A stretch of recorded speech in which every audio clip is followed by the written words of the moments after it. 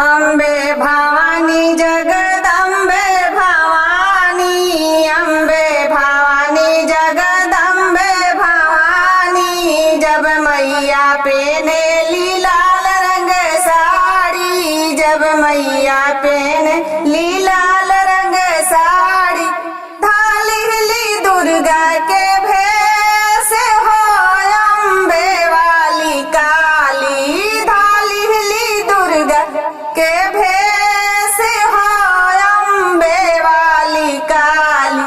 अम्बे भवानी जगदम्बे भवानी, जब मैया पहनेली पियर रंग साड़ी, जब मैया पहनेली पियर रंग साड़ी, ढाली शीतला के भेष हो अम्बे वाली काली, ढाली शीतला के भेष हो अम्बे वाली काली। अम्बे भवानी जगदम्बे भवानी, अम्बे भवानी जगदम्बे भवानी।